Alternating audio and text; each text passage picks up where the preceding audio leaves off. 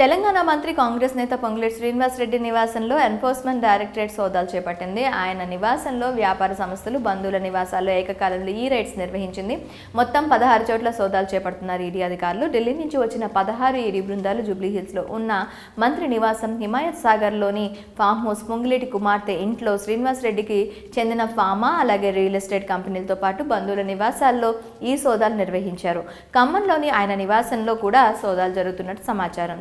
CRPF police భద్రతల మధ్య rides చేపడుతున్నారు అధికారులు. కాగా ఈ దాడుల వెనుక బీజేపీ కుట్ర ఉందని కాంగ్రెస్ నేతలు తీవ్ర ఆరోపణలు చేస్తున్నారు. రాజకీయ కక్ష సాధింపు చర్యల్లో భాగంగానే కేంద్రంలో అధికారంలో ఉన్న బీజేపీ సంకీర్ణ ప్రభుత్వం ఈ దాడులు నిర్వహిస్తుందని మండిపడుతున్నారు. అధికార పార్టీ ఎమ్మెల్యేలు, నేతలు ఐటీ, సిబిఐ వంటి దర్యాప్తు ఏజెన్సీలను తన రాజకీయ ప్రయోజనాల కోసం బీజేపీ వాడుకుంటుందంటూ ఆరోపిస్తున్నారు.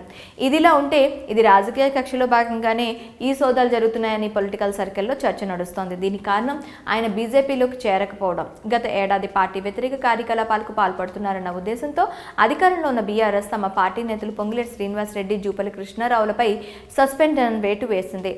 దీంతో పార్టీని వీడిన పొంగులేటి ఏ కండువా కప్పుకుంటారన్న సందిగ్ధత నెలకొంది. ఇదే సమయంలో బీజేపీ నేత ఈటెల రాజేందర్ స్వయంగా పొంగులేటి ఇంటికి వెళ్లి పార్టీలోకి ఆహ్వానించారు. అయితే సున్నితంగా తిరస్కరించారు పొంగులేటి. పార్టీ కార్యకర్తలతో చర్చించి నిర్ణయం తీసుకుంటామని చెప్పారు. అనంతరం ఆయన కాంగ్రెస్లో చేరడం, బీజేపీకి వ్యతిరేకంగా వ్యాఖ్యలు చేయడంతో కాంగ్రెస్ అధిష్టానం ఆయనపై గురుగా ఉంది. దీంతో తెలంగాణ అసెంబ్లీ ఎన్నికలకు ముందు కూడా ఆయన ఇంట్లో ఈడీ అధికారులు సోదాలు చేపట్టారు. ఆ ఎన్నికల్లో హస్తం పార్టీ నుండి పోటీ చేసి గెలుపొందింది. అయితే మంత్రివర్గంలో స్థానం సంపాదించారు పొంగులేటి. అప్పుడు బీజేపీలో చేరేందుకు నో చెప్పడంతోనే వరుసగా ఈడీ సోదాలు జరుగుతున్నాయని విమర్శలు వినిపిస్తున్నాయి. అలాగే పొంగులేటి శ్రీనివాసరెడ్డి కుమారుడు చిన్న వయసులోనే పెద్ద వ్యాపారవేత్తగా మారాడు. రాఘవ కన్స్ట్రక్షన్స్ వ్యవహారాల్లో ఆయనే చూస్తున్నాడు. ఆయన పేరిట 1300 కోట్ల రూపాయల ఆస్తులున్నాయి.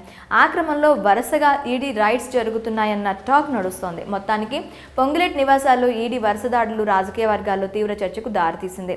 పొంగులేటి నివాసంలో ఈడీ సోదాలపై మీ అభిప్రాయాలేంటో కామెంట్స్లో మాకు తెలపండి.